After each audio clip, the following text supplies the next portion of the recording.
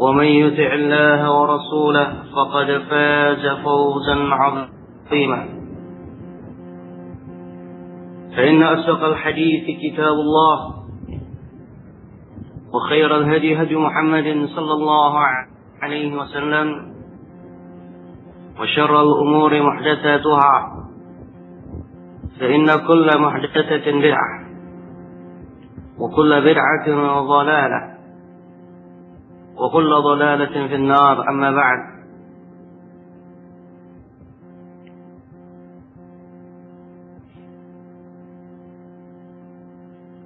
Segala puji dan syukur kita panjatkan kepada Allah Subhanahu wa taala. Selamat banyak dan tentunya tidak akan terhingga curahan nikmat Allah Subhanahu wa taala. Dan kita senantiasa memohon kepada Allah Subhanahu wa taala semoga kita digolongkan menjadi hamba-hambanya yang senantiasa bersyukur kepadanya. Seiring salawat dan salam semoga tercurahkan kepada kedua yang agung Rasulullah sallallahu alaihi wasallam, dan kita memohon Allah semoga kita digolongkan sebagai pengikutnya yang setia, yang istiqamah dalam meniti jalannya.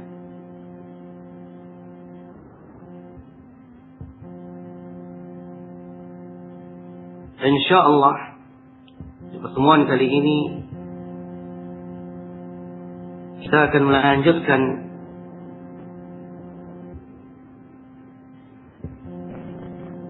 tentang upaya yang harus ditempuh dan senantiasa hendaknya diperhatikan oleh kaum muslimin,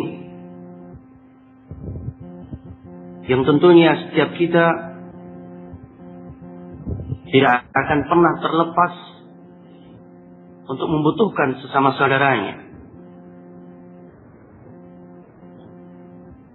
untuk selalu berinteraksi, dan sebuah kemenangan dan kemuliaan dalam kehidupan seorang hamba tatkala hubungan kita dengan saudara kita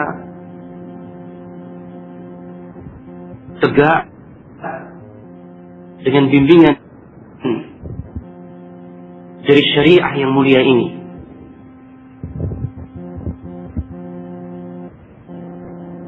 Dan tentunya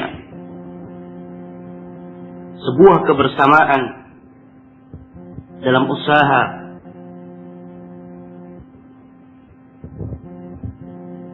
yang tegak dengan bimbingan syariah yang mulia ini akan mendatangkan berkah Allah Subhanahu wa taala.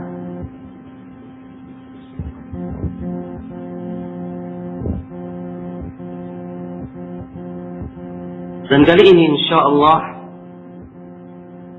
kita melanjutkan pada tema pembahasan ada'ul muwaddifi 'amalahu bijiddin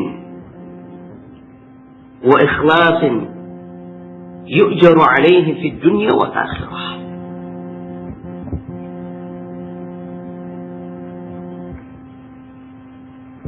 Tentang bimbingan kepada kita semuanya, para pegawai, hendaknya mereka menunaikan tugasnya bijiddin, dengan penuh kesungguhan, wa ikhlasin, dan penuh keikhlasan. Dan tatkala dilakukan dengan kesungguh-sungguhan dan keikhlasan, yu'jar alaih, niscaya dia akan mendapatkan pahala kemuliaan dari Allah Subhanahu wa taala di dunia dan di akhirat.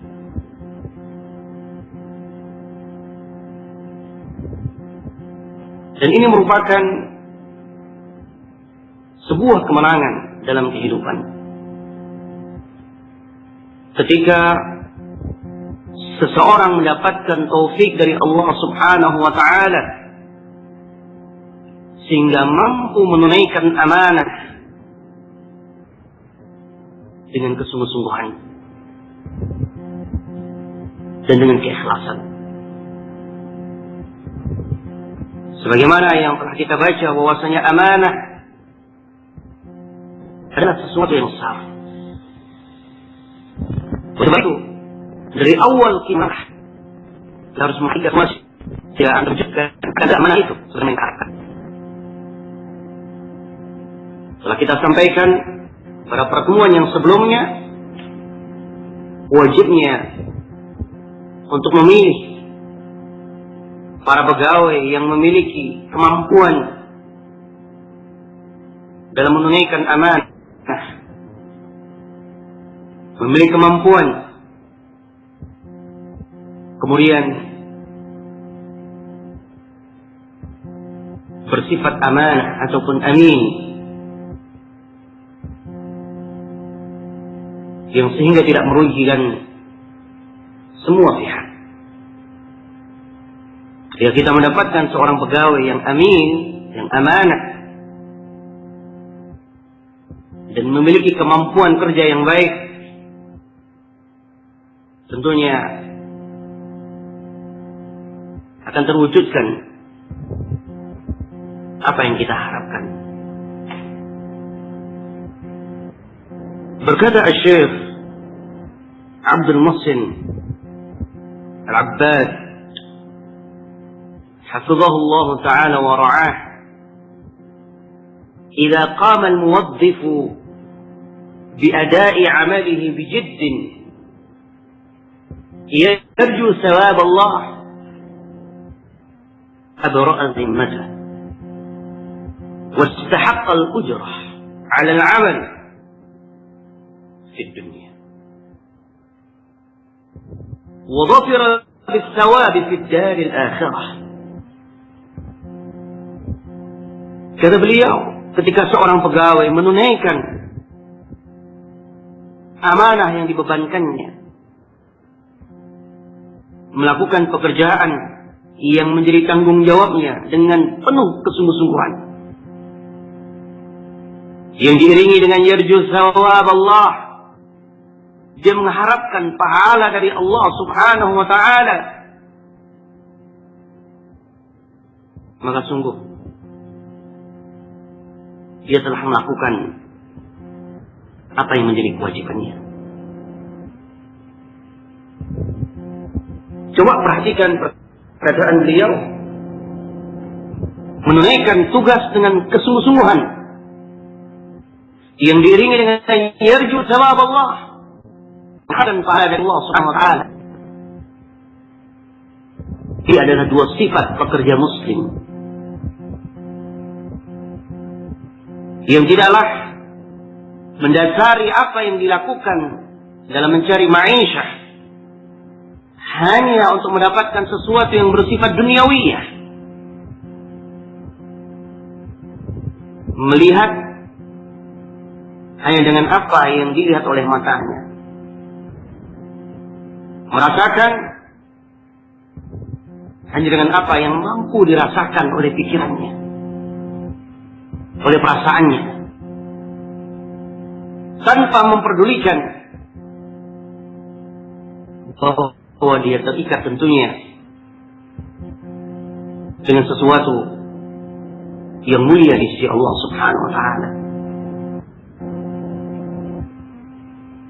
Kiranya di sini ada dua golongan orang-orang yang menekuni pekerjaan. Ada yang menekuni hanya benar-benar mencari ma'isyah, mencari penghidupan,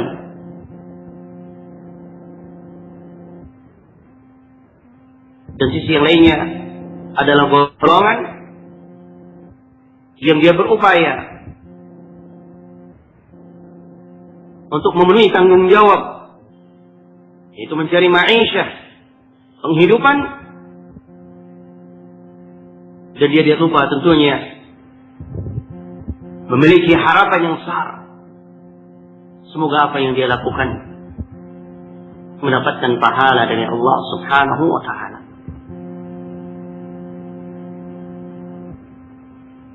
Hal ini mengingatkan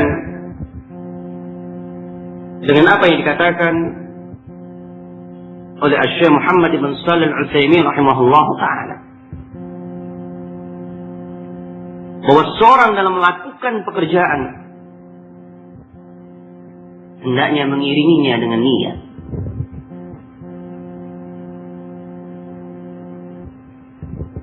Niat yang harus ada ketika dia melakukan pekerjaan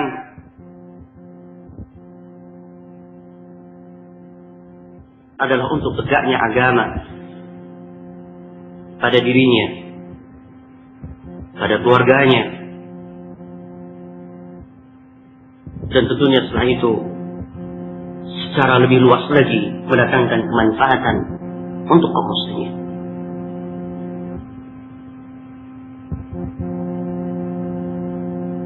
Maka tatkala dia memiliki niat, memasang niat yang seperti ini, dunia yang akan dia dapatkan niscaya akan mendatangkan berkah. Dunia yang datang kepadanya niscaya akan mendatangkan kebaikan, akan mendatangkan berkah. Terlebih lagi dia mewujudkan amanah Nabi Sallallahu Alaihi Wasallam ketika beliau bersabda, "Fa'ajmilu fit talab." Hendaknya kalian mencari penghidupan dengan cara yang terbaik. Mencari kehidupan atau penghidupan ma'isyah, pekerjaan, dengan cara yang terbaik. Memperbaiki langkahnya. Dan memperbaiki langkah apa yang akan dia lakukan dari sebuah pekerjaan. Tidak hanya melihat sisi materi, tetapi kita memiliki etika, syariah. Karena tentunya ketika tegak pekerjaan yang kita lakukan dengan etika syariah,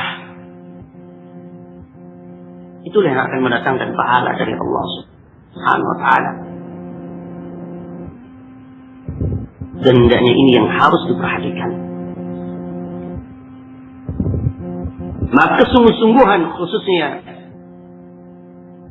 seorang murabbiyah, seorang pendidik, seorang pengajar, seorang guru,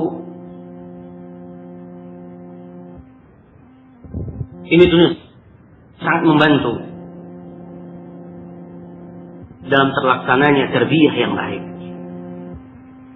Dia kerahkan tenaganya, dan harapan dia tentunya melampaui daripada sekedar pandangan orang-orang yang hanya melihat dunia. Dia melihat apa yang di sisi Allah Subhanahu wa ta'ala. Dia menginginkan apa yang dia sampaikan. Setelah dia memeras keringatnya, pikirannya dan tenaganya, apa yang dia lakukan akan mendatangkan pahala yang berkesinambungan, akan menjadi amal jariah. Itulah punca harapan kita. Subhanallah, keikhlasan yang mengiringi kalian, mengiringi para guru,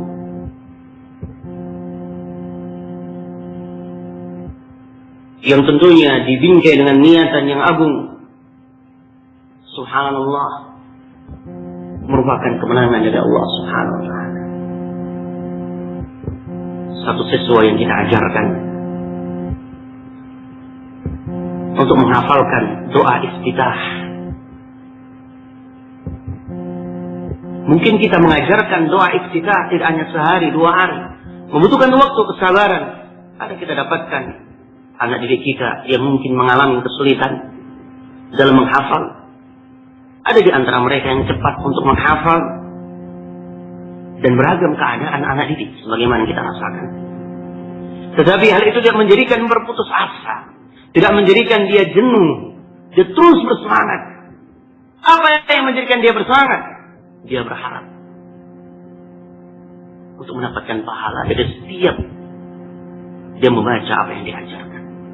Ketika anak ini tentunya Allah takdirkan berumur 70 tahun seumpamanya, setiap hari dia menunaikan salat di 5 waktu yang Allah wajibkan, dan setiap itu dia membaca doa iftitah. Alangkah besar pahala yang kita dapatkan. Dan itulah sabda Nabi sallallahu alaihi wasallam, "Ad-dalu 'ala al-khair kafa'ilih," kata Nabi. Orang yang mengajarkan kebaikan itu seperti pelakunya. Benar dia tidak melakukan. Dalam arti tentunya ketika dia mengajarkan, yang melakukan adalah saudaranya. Tentunya juga dia melakukannya. Maka selama dia menggunakannya, anak didik kita mempergunakannya dan membacanya atau bahkan mengajarkannya, itu ada pahala untuk kita. Ini yang harus kita bawa. Ini yang harus kita bawa.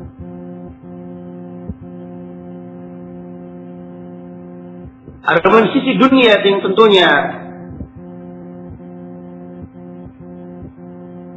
akan datang padanya, sebagaimana seorang pegawai berhak tentunya untuk mendapatkan al-ujrah dari apa yang telah dia lakukan.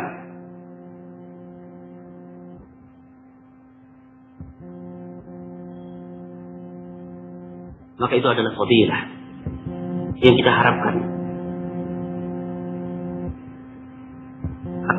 akan mendatangkan barakah dari Allah Subhanahu wa taala. Maka di sini Asy-Syaikh menyatakan wastahaqqal ujrah 'ala al-'amal di dunia. Orang yang seperti ini berhak untuk mendapatkan imbalan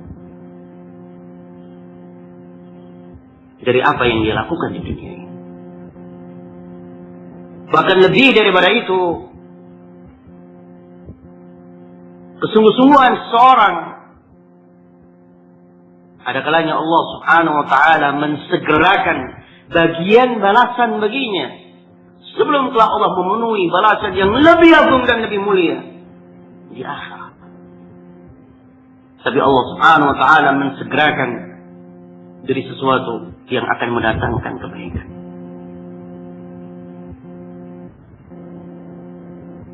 Dan itulah rahmat Allah Subhanahu wa taala.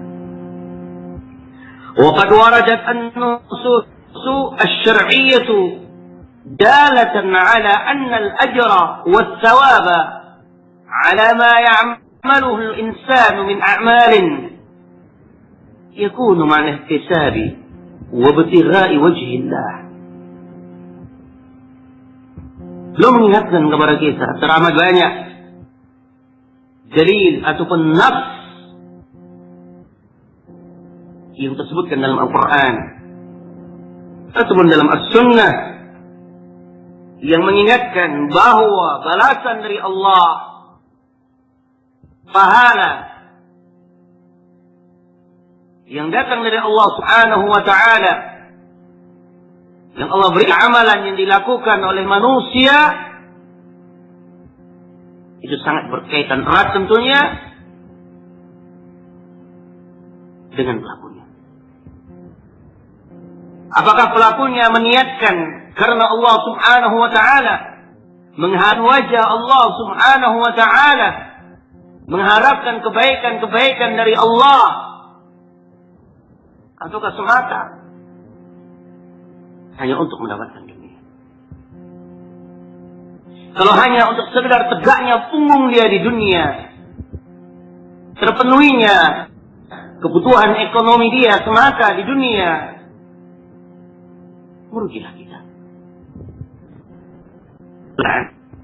Kehidupan ini akan mendapatkan balasan dari Allah Subhanahu wa Ta'ala tatkala kita memiliki niat yang baik atau memperhatikan senantiasa sesuai dengan etika.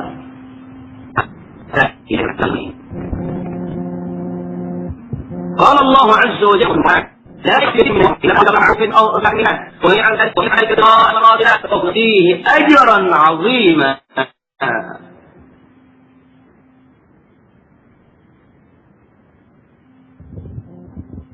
Allah mengingatkan sesuatu yang mendominasi masyarakat itu didapatkan ada kita. Lebih banyak ketika seorang berkumpul berbicara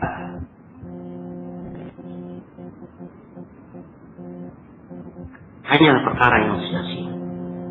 Mengingatkan la khaira fi katsirin min najwa, tidak ada kebaikan, tidak banyak perbincangan ketika mereka berbicara, mengkhususkan sebuah pembicaraan di tempat yang tertentu, di waktu yang tertentu, ternyata tidak ada kebaikan. Ini yang benar. Perkara yang akan mendatangkan kebaikan, Allah berkata, illa man amara bisadaqatin, kecuali jika mereka bercengkrama itu dalam keadaan saling mengingatkan perkara sedekah, memerintahkan sedekah atau mengingatkan dan memerintahkan perkara yang baik, islahim bainan nas, atau mengupayakan perbaikan hubungan antara umat manusia.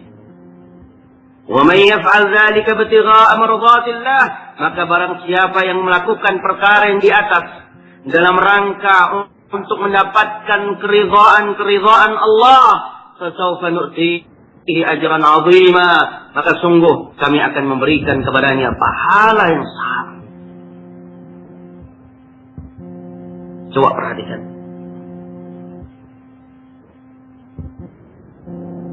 Sesuatu yang kita lihat kebaikan, tetapi ketika tidak diiringi dengan niat yang baik, tidak akan mendatangkan pahala.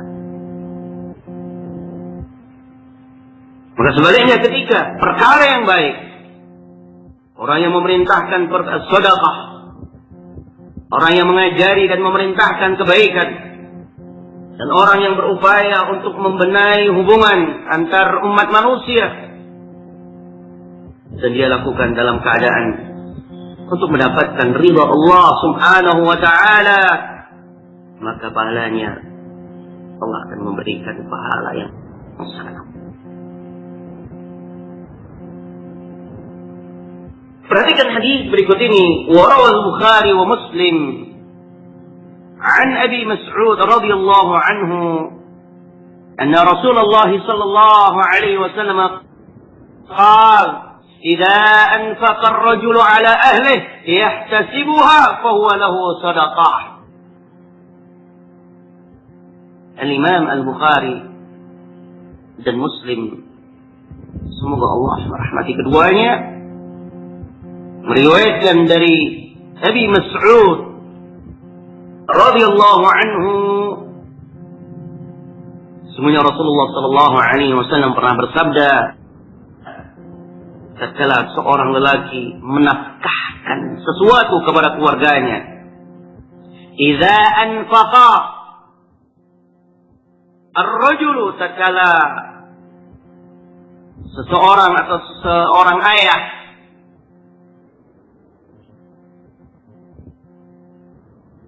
memberikan nafkah kepada keluarganya, yahtasibuha, dan dia mengiringinya dengan sebuah niatan yang baik, yaitu untuk mendapatkan pahala dari Allah, fahuwa lahu shadaqah, maka apa yang dia berikan untuk istrinya adalah sedekah.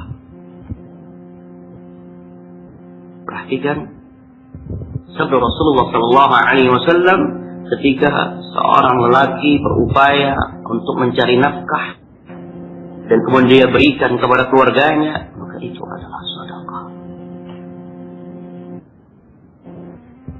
Karena besar tentunya fadilah dan rahmat Allah yang harus kita berlomba tentunya untuk mendapatkannya.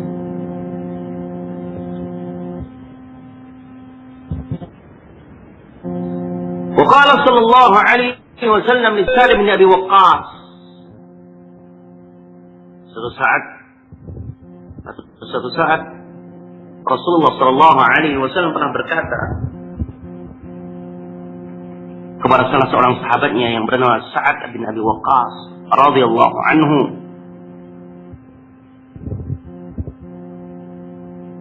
kata beliau, "Walasta tunfiqu nafaqatan tabtaghi biha wajha Allah illa ujirta biha hatta luqamah taj'alha fi imra'atika."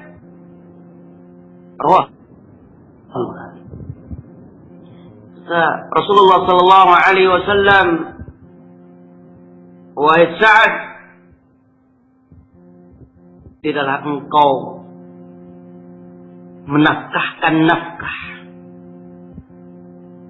yaitu memberikan nafkah kepada keluarganya, yang diiringi dengan tabtaghi biha wajah Allah, kamu berkeinginan dengan apa yang kau tunaikan ini saat menafkahkan untuk mendapatkan wajah Allah, illa ujirta biha, maka niscaya engkau akan diberikan pahala dengannya, dengan sedekah yang kita berikan atau dengan nafkah yang kita berikan. Hatta luqmah, bahkan kita beliau sesuap yang kita suapkan untuk istri kita, itu yang kita suapkan di mulutnya, di mulut istri kita, tentunya itu adalah sesuatu yang akan mendapatkan pahala di sisi Allah Subhanahu wa ta'ala.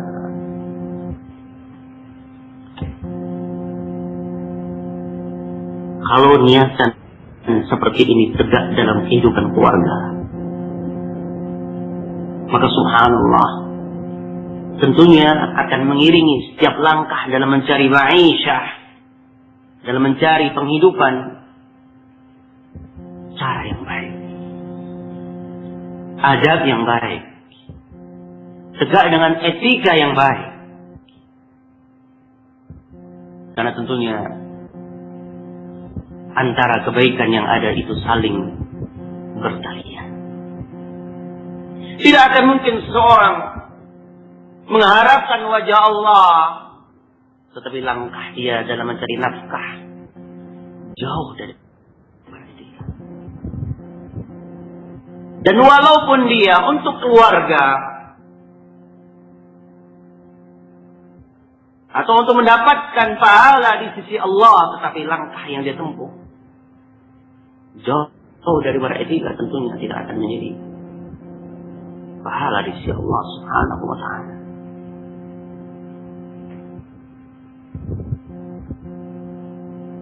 Ini yang seharusnya selalu kita ingat.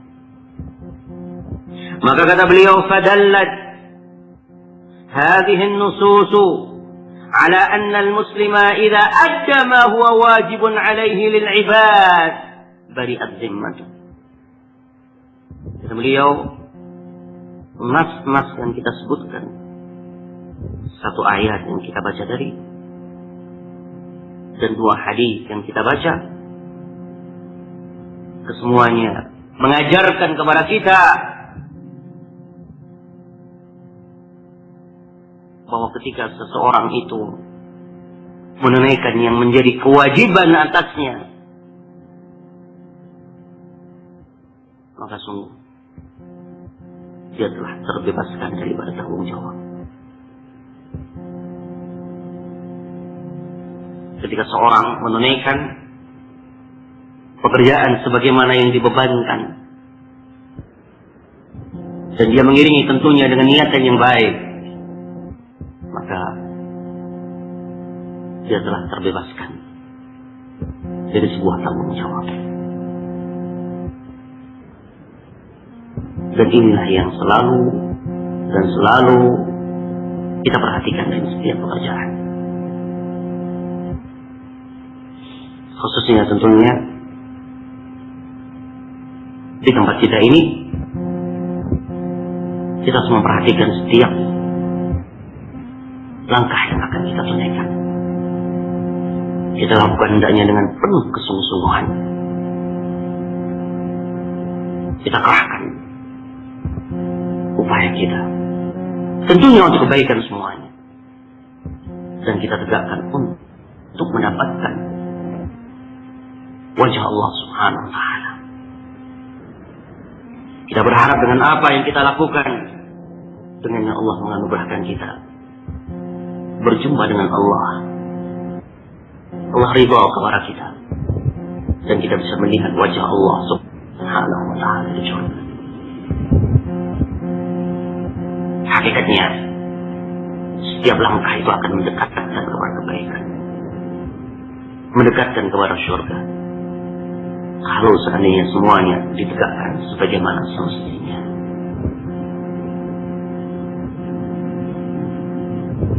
Kembali kata Syekh, wa annahu innama yahsulul ajra was thawaba bil ihtisab wa ibtigha'i wajhi Allah Subhanahu wa ta'ala. Kembali beliau mengingatkan pahala dan balasan yang akan didapatkan seseorang itu tentunya harus ada niat yang baik, harus ada harapan yang baik, harus ada sesuatu yang dia tegakkan karena Allah, mengharapkan wajah Allah. Ini yang harus kita perhatikan.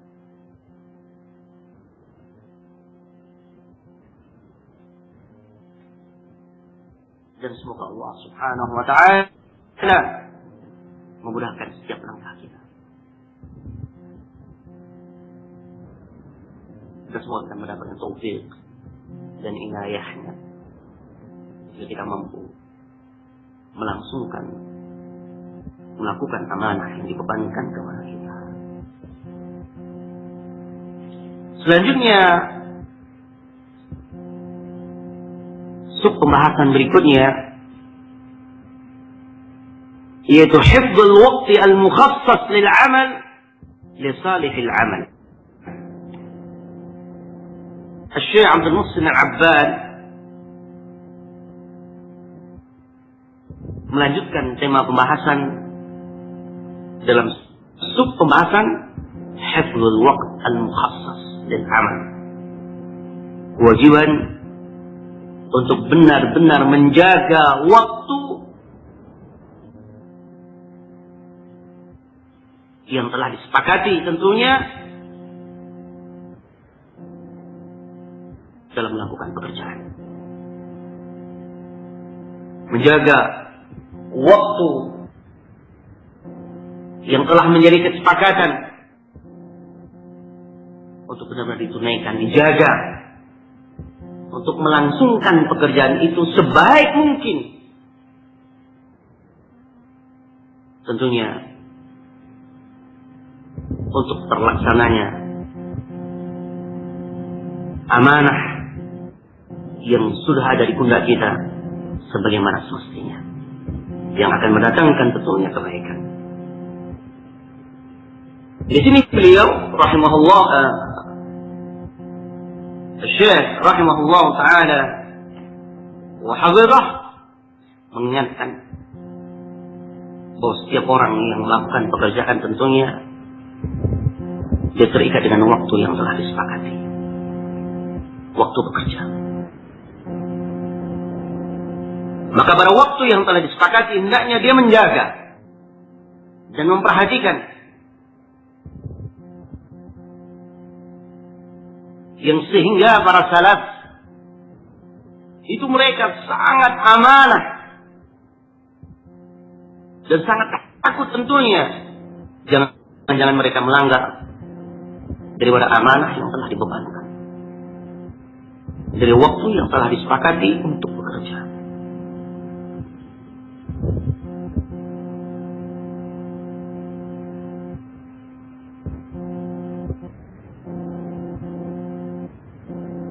Ada salah seorang guru kita,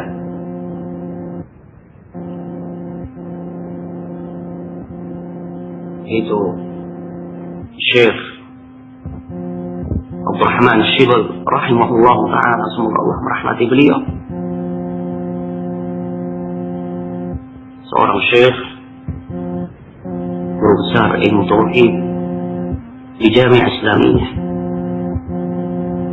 Dalam menjaga amanah menakjubkan. Beliau masuk ke tempat kelas atau ke tempat berlangsungnya belajar dan mengajar, itu tepat pada waktunya. Yang sehingga mulai jam 8 seumpamanya, maka jam 8 itu dia mulai. Dia membaca, dia memperhatikan. Bahkan Syekh dalam bagaimana semangatnya menyampaikan pengajaran, beliau tidak pernah menyentuh kursinya. Beliau berdiri memperhatikan setiap siswa yang ada dan terus menyampaikan pengajaran, tidak akan berhenti. Katakan materi pelajaran sudah habis, tetapi terus akan memberikan faedah sampai batas waktu yang telah ditentukan dari jam pelajaran. Dan tidak akan mau kalau seandainya ditanya dengan sesuatu yang di luar daripada apa yang telah dibebankan. Dia mengajar tauhid, maka dia hanya menjawab pertanyaan yang berkaitan dengan tauhid dan apa yang dibahas. Subhanallah. Ini contoh figur tentunya di masa kita, dan tentunya kita akan dapatkan hal-hal yang sangat mulia dari para ulama di masa kita ataupun di masa salaf atau di masa dahulu tentunya, dalam menjaga amanah yang berkaitan tentunya dengan waktu. Makanya sangat mengenaskan tentunya kita lihat di waktu pekerjaan, umpamanya di kantor, kita lihat bahkan menjadi hal yang umum di tempat-tempat umum, di kantor-kantor umum. Kadang-kala bekerja yang telah disepakati, tapi lebih banyak dia pergunakan seumpamanya untuk main internet atau untuk chatting atau untuk yang lainnya, untuk browsing, untuk melihat ini dan itu, mendengarkan ini dan itu. Maka alangkah baiknya apa yang ada di hadapan kita, kita tunaikan sebaik mungkin. Seorang muslim hendaknya menjadi figur yang terbaik dalam melakukan pekerjaan amanah dan berhati-hati. Menjaga waktu. Dioptimalkan ketika bekerja di waktu yang telah disepakati.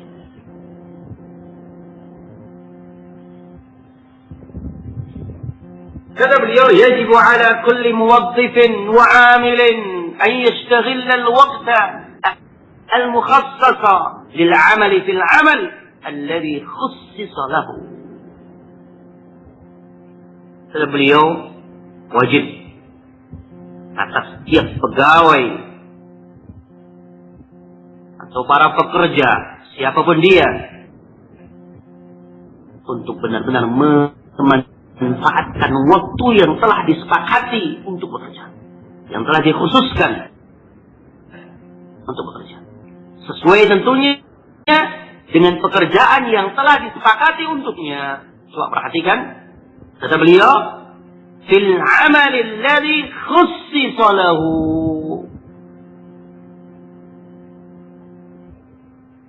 Yaitu seorang menekuni memang apa yang telah disepakati dari sebuah pekerjaan. Tidak boleh baginya untuk menduakan sebuah pekerjaan yang keluar daripada amanah yang telah dibebankan.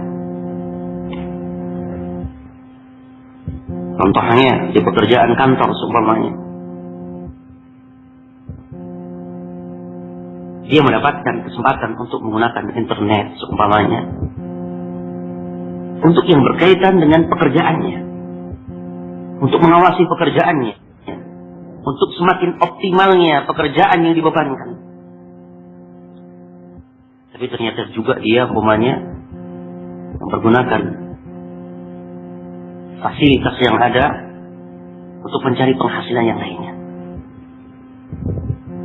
Dia berjualan di internet, mengawasi tentunya websitenya, terus mengawasi pembeli-pembeli yang ada ataupun yang lainnya. Sembari dia bekerja apa yang dibebankan kepadanya. Ini tidak sewajarnya dilakukan oleh seorang muslim yang amin, yang amanah.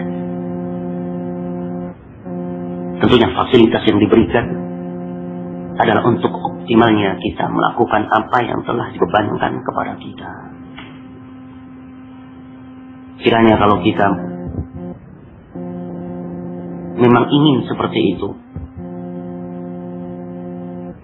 lakukan pada kesepakatan pertama. Dia nyatakan umpamanya kesepakatannya, di waktu saya bekerja, saya juga bekerja yang lainnya.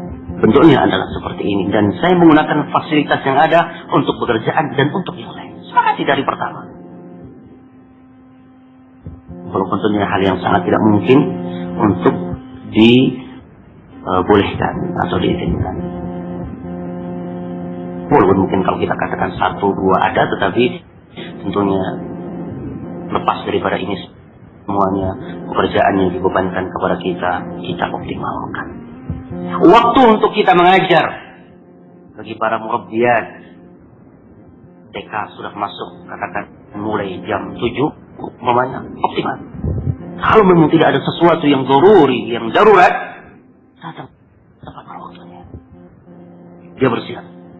Dia menyambut murid-muridnya tentunya dengan sepenuh hati. Dia tunaikan dengan tentunya sebaik mungkin.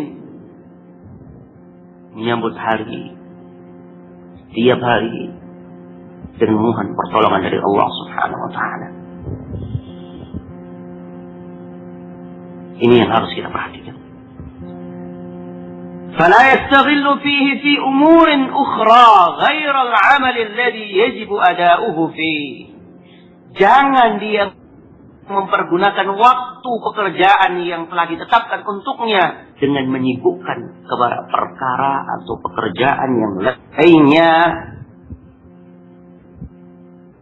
Ini harus kita ingat. ولا يستغل الوقت أو شيئا منه في مصلحته الخاصة. Bahkan kata beliau, jangan dia memanfaatkan waktu atau mempergunakan waktu pekerjaannya atau sesuatu yang diberikannya darinya hanya sekedar untuk mencari kemaslahatan pribadi, keuntungan yang sifatnya pribadi. Makanya ingat, bagi seorang muslim, ketika kita ingin memanfaatkan fasilitas seluas mungkin, maka juga kita harus minta izin. Apakah yang kalian berikan ini bebas saya lakukan?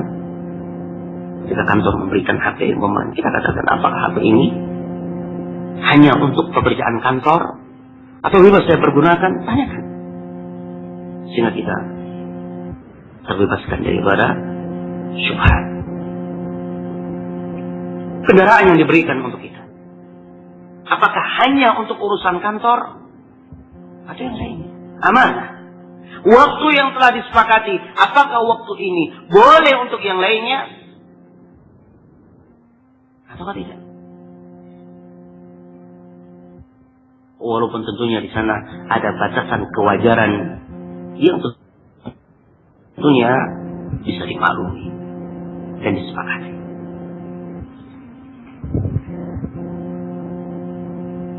Maka kata beliau, wala fi maslahati ghairihi idza kanat la ilaqata laha bil amal. Jangan seseorang itu di tengah-tengah pekerjaan, di waktu pekerjaan, tapi juga dia menyibukkan dirinya untuk mencari keuntungan yang mendatangkan atau untuk mencari keuntungan yang kembali kepada dirinya atau kepada yang lainnya. Selama hal itu tentunya tidak memiliki keterkaitan dengan pekerjaan yang kita tekuni. Ini harus kita ingat. Kiranya tidak ada salahnya, contohnya umpamanya bagi para pengajar. Maka di sepanjang pengajaran yang dia lakukan, dia tidak menerima panggilan telepon seumpamanya. Dia perhatikan. Jangan-jangan di tengah pengajaran kemudian ada telepon, dia angkat. Dia berbicara, 5 menit dia berbicara, kemudian melanjutkan pelajaran lagi. Nah, jangan seperti itu. Matikan HP, atau singkirkan, atau letakkan, silentkan, diamkan. Jangan menerima panggilan. Karena pada waktu yang telah ditentukan ini, dia sedang bekerja. Ini harus kita ingat. Apalagi seorang guru tentunya, seorang murabbi dan murabbiyat, hendaknya berhati-hati dalam permasalahan yang seperti ini. Bal salihil amal alladhi ukhidha al-ajru fi muqabilihi.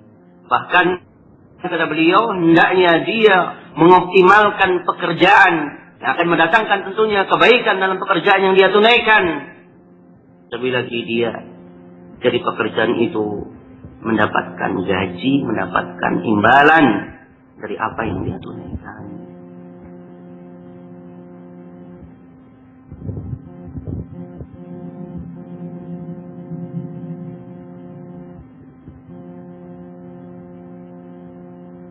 Oleh sebab itu, para murabbi dan murabbiyah dan para kaum muslimin dan muslimat, apa yang kita baca ini hendaknya menjadi pelajaran bagi kita dan menjadi teguran bagi kita.